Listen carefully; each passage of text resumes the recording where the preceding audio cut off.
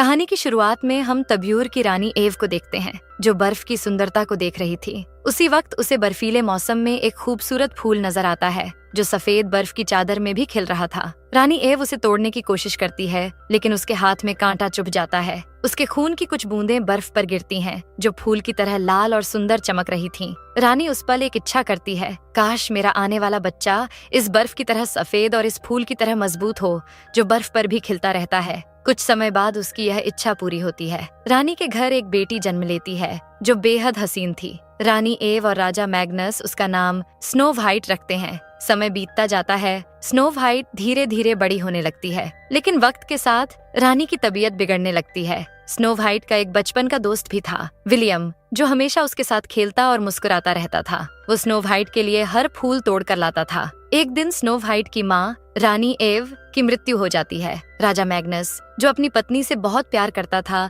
बहुत दुखी रहने लगता है। टूटे हुए दिल के साथ वह एक युद्ध यानी बैटल पर जाता है। वहाँ उसका सामना एक डार्क फोर्स से होता है। राजा मैग्नस और उसका सेनापति अपने सैनिकों के साथ उस अंधेरी सेना का मुकाबला करते हैं, लेकिन वो डार्क फोर्स इंसानों की नहीं थी। वो काली जादुई शक्तियों से बनी थी, जिन्हें तलवार से नहीं हराया जा सकता था। लड़ाई में बहुत नुकसान होता है, लेकिन किसी तरह राजा मैग्नस जीत जाता है। उसी वक्त उन्हें एक लड़की मिलती है, जिसे डार्क फोर्स ने बंदी बना रखा था। राजा जब उस लड़की को देखता है, तो उसकी सुंदरता देखकर जैसे अपना गम भूल जाता है। वो लड़की बहुत खूबसूरत थी, उसकी आंखों में कुछ रहस्य छिपा था। राजा मैग्नस उसी लड़की से अगले ही दिन शादी कर लेता है। अब वह लड़की तब्यूर की नई रानी बन जाती है, जिसका नाम था रेवन। लेकिन उस रात ही रेवन अपनी असली पहचान दिखाती है। वो राजा मैग्नस को धोखे से मार डालती है, क्योंकि उसका असली मकसद था तब्यूर पर कब्जा करना। असल में रेवन ही वही डार्क फोर्स की रानी थी, जो अब इंसानों की दुश्मन बन चुकी थी। वो अपने सैनिकों को महल में बुला लेती है और उसके साथ उसका भाई भी होता है।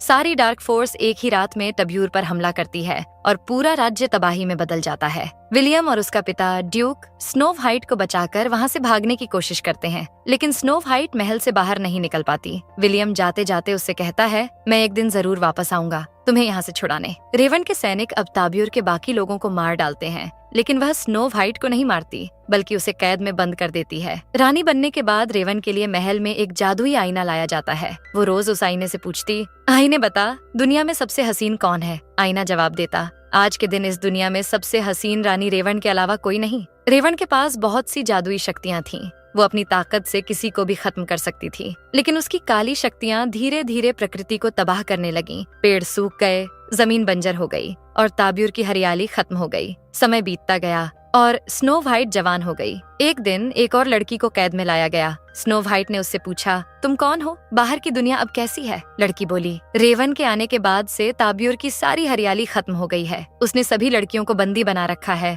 लेकिन वो उनके साथ क्या करती है, ये कोई नहीं जानता। उधर महल में रेवन अब भी जवान थी। वो पहले जैसी ही खूबसूरत दिखती थी। एक दिन दो आदमियों को महल में लाया गया। वो किंग मैग्नस की सेना के लोग थे। रेवन को उनमें से एक जवान लड़का पसंद आ जाता है, लेकिन जैसे ही वो पास आती है, वो लड़का अचानक चाकू से उस पर वार कर देता है। रेवन अपनी शक्तियों से उसे हवा में पकड़ लेती है और पल भर में उसकी जान निकाल देती है, लेकिन चाकू के घाव से रेवन कमजोर पड़ जाती है। वो अपनी जादुई ताकतों से खुद को ठीक तो कर लेती है, मगर अब उसकी जवानी मुरझाने लगती है। उसका भाई तुरंत एक कैद में रखी लड़की को उसके सामने लाता है। रेवन अपने काले जादू से उस लड़की की जवानी और सुंदरता छीन लेती है और उसे एक पल में बूढ़ी बना देती है। असल में रेवन बरसों से दूसरों की जवानी चुराकर ही जवान बनी हुई थी। वो जब तक दुनिया की सबसे हसीन और जवान रानी रहेगी, उसका कोई मुकाबला नहीं कर सकता। कुछ समय बाद रेवन फिर अपने जादुई आईने से पूछती है, आईने बता, दुनिया में सबसे सुंदर कौन है? आईना कुछ देर चुप रहता है, फिर कहता है, माफ करना रानी, लेकिन आज के दिन तुमसे भी ज्यादा हसीन कोई है। रानी रेवन आईने से गुस्से में पूछती है, कौन है वो जो मुझसे भी ज्यादा खूबसूरत है? आईना जवाब देता है, रानी, वो एक लड़की है जिसका नाम स्नो व्हाइट है। वही इस दुनिया की सबसे सुंदर लड़की है। आईना आगे बताता है, अगर तुम स्नो व्हाइट का दिल निकाल लो तो तुम्हें अब किसी जवान लड़की की जवानी नहीं लेनी पड़ेगी। तुम और भी ज्यादा शक्तिशाली बन जाओगी, हमेशा जवान और अमर भी। लेकिन अगर तुम स्नो व्हाइट का दिल नहीं निकाल पाई, तो धीरे धीरे तुम कमजोर होती जाओगी और एक दिन वही स्नो व्हाइट तुम्हारा अंत करेगी। ये सुनकर रेवन गुस्से से पागल हो जाती है। वो अपने भाई को आदेश देती है, जाओ स्नो व्हाइट का दिल निकालकर मेरे पास लाओ। उधर कैद में स्नो व्हाइट को एक पंछी दिखाई देता है। वो पंछी उसे दीवार में बने एक छोटे से छेद की ओर इशारा करता है और फिर उड़ जाता है। स्नो व्हाइट उस दीवार से कुंजी, चाबी निकाल लेती है और खुद को आजाद करने की कोशिश करती है। तभी वहाँ रेवन का भाई फिन आ जाता है। स्नो व्हाइट उसे देखकर कहती है, तुम यहाँ पहले कभी नहीं आए, कौन हो तुम? फिन जवाब देता है, मैं रानी का भाई हूँ, मेरी बहन को तुम्हारा दिल चाहिए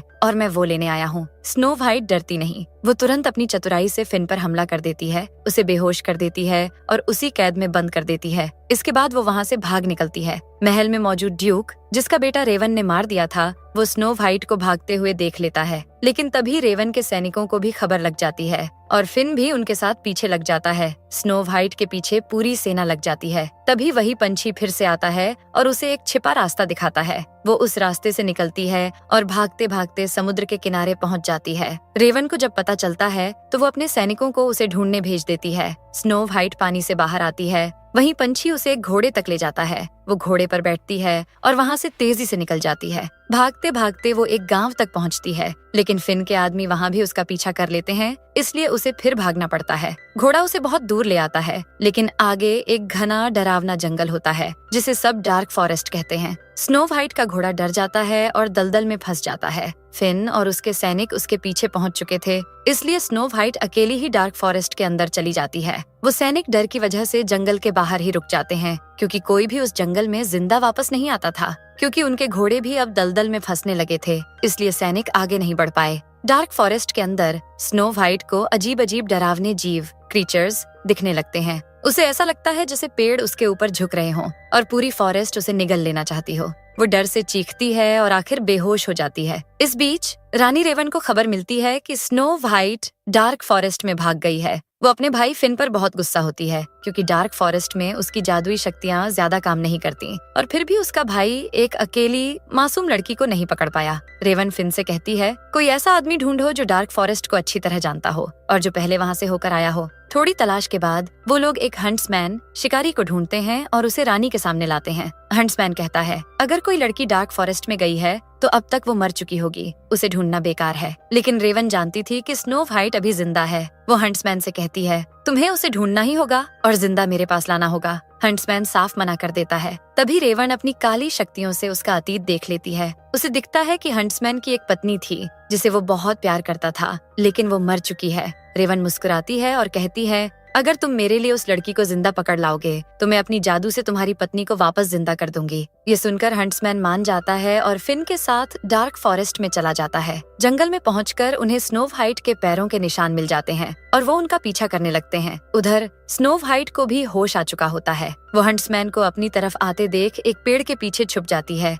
लेकिन हंट्समैन उसे पकड़ लेता है। स्नो व्हाइट घबराकर कहती है, मुझे फिन के हवाले मत करो, वो लोग मेरा दिल निकालने वाले हैं। वो जल्दी जल्दी बताती है, रेवन एक चालाक जादूगरनी है, वो सबको अपने मतलब के लिए इस्तेमाल करती है, वो तुम्हें भी धोखा देगी। हंट्समैन थोड़ा रुकता है, लेकिन तभी फिन वहाँ पहुँच जाता है। स्नो व्हाइट हंट्समैन से कहती है, अगर उसे सच में मुझे चाहिए तो पहले तुम्हारी पत्नी को जिंदा करके दिखाए। फिन गुस्से में बोलता है, मेरी रानी के वादे पर शक करोगे? फिन कहता है, मेरी बहन के पास बहुत ताकत है, लेकिन वो किसी मरे हुए इंसान को जिंदा नहीं कर सकती। ये सुनकर हंट्समैन समझ जाता है कि ये सब एक धोखा था। वो फिन और उसके आदमियों से भिड़ जाता है। जोरदार लड़ाई होती है और आखिरकार हंट्समैन उन्हें मार गिराता है। इसके बाद वो स्नो व्हाइट को लेकर वहाँ से भाग जाता है। रास्ते में स्नो व्हाइट उससे कहती है, मुझे किंग ड्यूक के महल तक पहुँचा दो, वहाँ मुझे कोई नुकसान नहीं पहुँचा पाएगा और बदले में मैं तुम्हें 100 सोने के सिक्के दूंगी। उधर किंग ड्यूक को भी खबर मिलती है कि स्नो व्हाइट जिंदा है। वो अपने बेटे विलियम को यह बात बताता है। विलियम तुरंत निकल पड़ता है। वो अपना पुराना वादा निभाना चाहता था कि वो एक दिन स्नो व्हाइट को जरूर वापस लाएगा। इसी बीच फिन कुछ और लोगों को साथ लेता है जो डार्क फॉरेस्ट को अच्छी तरह जानते थे। रास्ते में उन्हें एक बिल्ली जैसे आदमी से सामना होता है जो पूछता है, क्या तुम्हें किसी तीरंदाज की जरूरत है? लेकिन फिन के पास पहले से ही एक तीरंदाज था और वो उसे आदेश देता है कि विलियम को खत्म कर दो। मगर विलियम बहुत तेज था। वो तीर से बच जाता है और पलटकर उसे वहीं मार डालता है। जंगल में आगे हंट्समैन और स्नो व्हाइट का सामना एक भयानक दानव से होता है। हंट्समैन उससे लड़ता है, पर वो दानव बहुत ताकतवर था। वो हंट्समैन को बुरी तरह घायल कर देता है। तभी स्नो व्हाइट उसके सामने आ जाती है। दानव उस पर हमला करने ही वाला होता है, लेकिन उसे देखकर शांत हो जाता है और धीरे धीरे वहाँ से चला जाता है। दोनों राहत की सांस लेते हैं। और डार्क फॉरेस्ट से बाहर निकल जाते हैं। बाहर आते ही कुछ औरतें उन्हें रोक लेती हैं, क्योंकि उनका मानना था कि जंगल से जो भी निकलता है वो या तो शैतान होता है या उसका सिपाही। लेकिन स्नो व्हाइट उनसे मदद मांगती है। उन औरतों को जब सच्चाई पता चलती है तो वो उन्हें अपने गांव ले जाती हैं। वो गांव बहुत अजीब था, वहाँ सिर्फ औरतें रहती थीं। वहाँ पर हंट्समैन को पता चलता है कि स्नो व्हाइट असल में किंग मैग्नस की बेटी है, मतलब असली राजकुमारी। हंट्समैन सोचता है कि अगर वो उसके साथ रहा तो वो और भी ज्यादा खतरे में पड़ जाएगी, इसलिए वो रात में चुपचाप गांव छोड़कर चला जाता है। लेकिन उसी वक्त फिन और उसके सैनिक वहां पहुंच जाते हैं। वो गांव को आग लगा देते हैं। महिलाएं किसी तरह खुद को और स्नो व्हाइट को बचा लेती हैं, पर गांव जलकर खाक हो जाता है। विलियम भी वहां पहुंचता है। वो स्नो व्हाइट को दूर से देख लेता है, लेकिन उसे गांव की औरतों की मदद करनी होती है। हंट्समैन को भी गांव में लगी आग दिख जाती है। वो तुरंत लौटता है और स्नो व्हाइट को बचाने के लिए पहुंचता है। वहाँ एक आदमी स्नो व्हाइट को उठाकर ले जाने की कोशिश कर रहा था, लेकिन हंट्समैन समय पर पहुंचकर उसे रोक लेता है और दोनों वहाँ से भाग जाते हैं। उधर रानी रेवन अब कमजोर पड़ने लगी थी। उसकी जादुई ताकत घट रही थी। वो अपने बचपन के दिन याद करती है जब उसकी माँ ने उसे एक जादुई मंदिर में ले जाकर उसे डार्क विच, काली जादूगरनी बना दिया था और कहा था, जब तक तुम सबसे हसीन रहोगी तुम्हें कोई नहीं हरा पाएगा। इधर हंट्समैन और स्नो व्हाइट आगे बढ़ते हैं और एक अजीब सी जगह पहुंचते हैं। अचानक कुछ लोग उन पर हमला कर देते हैं। वो लोग असल में बौने ड्वार्फ्स थे, जिन्हें तैमूर के लोग फॉरेस्ट मैन कहते थे। वो दोनों को उल्टा टांग देते हैं और उनकी तलाशी लेते हैं, लेकिन कुछ नहीं मिलता। स्नो व्हाइट उन्हें बताती है, मैं मैग्नस की बेटी हूँ, असली राजकुमारी स्नो व्हाइट। उनमें से एक बौना जो देख नहीं सकता था स्नो व्हाइट के पास आता है और कहता है, मैं इसकी बातों में सच्चाई महसूस कर सकता हूँ। वो अपने साथियों से कहता है कि ये लड़की झूठ नहीं बोल रही, लेकिन तभी फिन और उसके लोग वहाँ पहुँचने लगते हैं। बौने दोनों को खोल देते हैं और उन्हें लेकर एक गुफा में भाग जाते हैं। फिन के आदमी उनका पीछा करते हैं, पर बौने उन्हें गुफा से निकालकर एक बेहद सुंदर और हरे भरे जंगल में ले जाते हैं। वो बताते हैं कि रेवन की काली जादू से पूरे तैमूर के जंगल सूख गए, लेकिन ये एकमात्र जगह अब भी जिंदा है। ये जगह उन्हें फेरी फॉरेस्ट कहते हैं। रात वहीं बिताई जाती है। उसी रात एक बौना हंट्समैन से पूछता है, क्या तुम सच में राजकुमारी के साथ सिर्फ सोने के सिक्कों के लिए हो? हंट्समैन चुप रहता है, फिर धीरे से कहता है, नहीं, अब नहीं। अब मैं उसके साथ इसलिए हूँ क्योंकि वो है जो इस अंधेरे को खत्म कर सकती है। हंट्समैन कहता है कि वो पहले सिर्फ सोने के सिक्कों के लिए स्नो व्हाइट के साथ था, लेकिन अब उसे वो सच में पसंद आने लगी है। अगली सुबह स्नो व्हाइट की आंख खुलती है। वो देखती है कि वही पंछी फिर से उसके आसपास उड़ रहे हैं, जिन्होंने उसे पहले भी रास्ता दिखाया था। उन्हीं में से 2 फेरी परी निकलती हैं, जो स्नो व्हाइट को इशारा करती हैं कि वो उनके पीछे आए। वो परियों के पीछे पीछे चलती है। जंगल के पेड़, फूल और जानवर सब उसे देखकर खुश होते हैं। पूरा जंगल जैसे जिंदा हो उठा था। बाकी लोग भी उठ जाते हैं और उसके पीछे चलते हैं। स्नो व्हाइट जंगल के बीच में एक खूबसूरत झील तक पहुंचती है। वहाँ उनके लीडर बौनों में से एक हंट्समैन से कहता है, आज तक हमारे पास कोई ऐसा नहीं आया जिसे जंगल खुद बुलाए। इसका मतलब साफ है, स्नो व्हाइट ही वो लड़की है जो हमें रेवन के जादू से आजादी दिलाएगी और फिर से तैमूर पर राजा मैग्नस की बेटी राज करेगी। सभी खुश होते हैं, लेकिन तभी अचानक एक तीर आकर उस बौने के दिल में लग जाता है। फिन और उसके आदमी वहाँ पहुँच चुके थे। फौरन भीषण लड़ाई शुरू हो जाती है। स्नो व्हाइट और विलियम आमने सामने आते हैं। वो दोनों सालों बाद मिल रहे थे। हंट्समैन भी लड़ाई में उतर जाता है और स्नो व्हाइट को बचाने के लिए पूरी ताकत लगा देता है, लेकिन लड़ाई के दौरान एक बहादुर बौना स्नो व्हाइट की जान बचाते हुए खुद शहीद हो जाता है। रेवन ने पहले से ही अपने भाई फिन को और भी ज्यादा शक्ति दे दी थी,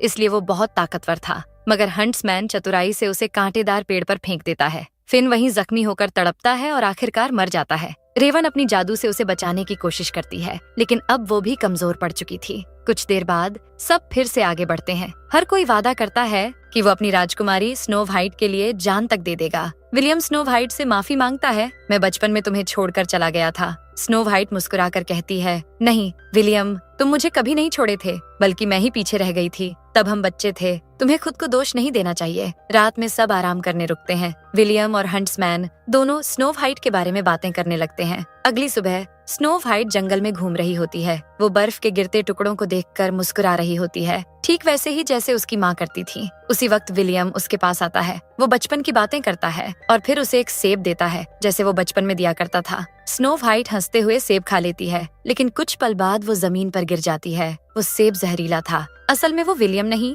बल्कि रेवन थी, जो जादू से उसका रूप धारण करके आई थी। हंट्समैन और असली विलियम वहाँ पहुँचते हैं, लेकिन तब तक देर हो चुकी थी। रेवन वहाँ से भाग जाती है और स्नो व्हाइट बेहोश पड़ी रहती है। हंट्समैन और विलियम फॉरेस्ट मैन से मदद मांगते हैं, पर वो कहते हैं इस जहर का कोई इलाज नहीं है। रेवन वापस अपने महल लौटती है, लेकिन अब वो बहुत कमजोर हो चुकी थी। चलना फिरना भी मुश्किल था उसके लिए। विलियम दुखी होकर स्नो व्हाइट के शरीर को अपने साथ किंगडम में ले आता है। पूरा राज्य उसकी मौत पर रो रहा था। रात को हंट्समैन उसके पास बैठा था। वो धीरे से कहता है, मुझे अपनी पत्नी से बहुत प्यार था, लेकिन एक दिन वो बीमार पड़ी और मैं उसे बचा नहीं सका। जब मैंने तुम्हें देखा, मुझे उसी की खुशबू आई। मुझे लगा जैसे वो तुम्हारे जरिए फिर लौट आई है और मुझे तुमसे प्यार हो गया। वो आंसू भरी आंखों से स्नो व्हाइट के माथे पर एक किस करता है और जैसे ही वो मुड़ने लगता है, स्नो व्हाइट की सांसें वापस लौट आती हैं। असल में वो जादू सिर्फ सच्चे प्यार की छुअन से ही टूट सकता था और हंट्समैन का प्यार सच्चा था। उधर विलियम अपने पिता से कहता है,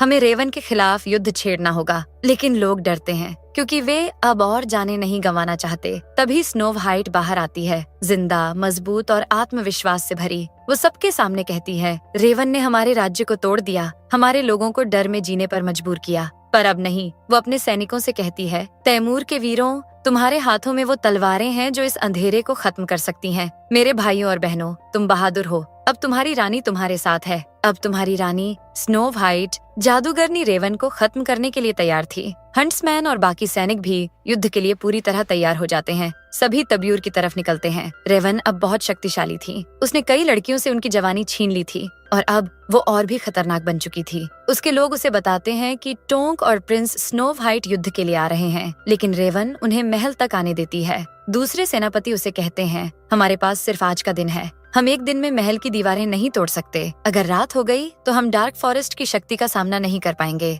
रात में उनकी शक्ति कई गुना बढ़ जाती है। स्नो व्हाइट तुरंत महल में एक दूसरा रास्ता दिखाती है और अपने साथियों को वहां से भेज देती है। स्नो व्हाइट और उसके सैनिक रास्ते से होते हुए महल तक पहुंच जाते हैं। महल के बाहर वे दरवाजा खोलने वाले कमरे में पहुंचते हैं। सैनिकों से लड़ाई होती है और वे दरवाजा खोलने की कोशिश करते हैं। महल के अंदर से तीर और गोलियां चलने लगती हैं, लेकिन स्नो व्हाइट और उसके साथी उन्हें मार गिराते हैं। स्नो व्हाइट दरवाजे तक पहुंचती है, लेकिन दरवाजा अब भी बंद था। डॉग उसे वापस जाने को कहता है, लेकिन स्नो व्हाइट कहती है, अब वापस नहीं जा सकती, मुझे ये युद्ध करना ही होगा। बौने दरवाजा खोल देते हैं और सब महल के अंदर दखल देते हैं। यहाँ एक भयंकर युद्ध शुरू हो जाता है। स्नो व्हाइट की नजरें सिर्फ रेवन पर हैं। वो महल के अंदर पीछे पीछे बढ़ती है। हंट्समैन भी उसे देख लेता है और विलियम को साथ लेकर उसके पीछे चलता है। स्नो व्हाइट रेवन के पास पहुंचती है। विलियम और हंट्समैन भी अपने सैनिकों के साथ उसके पीछे आते हैं, लेकिन रेवन अपनी शक्तियों से उन पर कांच की दीवार छोड़ देती है, जिससे हमला करना नामुमकिन था। स्नो व्हाइट अपनी तलवार से वार करने की कोशिश करती है, लेकिन रेवन इतनी शक्तिशाली हो चुकी थी कि उसका कुछ भी बिगड़ नहीं रहा था। विलियम और बाकी सैनिक भी रेवन का सामना नहीं कर पा रहे थे। फिर स्नो व्हाइट आखिरी बार अपनी तलवार उठाती है। वो रेवन के ऊपर बढ़ती है। रेवन उसे पकड़कर हमला करने की कोशिश करती है, लेकिन इसी बीच स्नो व्हाइट अपने चाकू से रेवन के दिल पर वार कर देती है। इस वार से रेवन की सारी शक्ति खत्म हो जाती है। उसकी कांच की दीवार भी टूट जाती है। स्नो व्हाइट के वार से रेवन की मृत्यु हो जाती है। उसके बाद हम देखते हैं स्नो व्हाइट अपनी ताज पहनती है। वो तब्यूर की नई क्वीन बन जाती है। स्नो व्हाइट और विलियम की शादी होती है।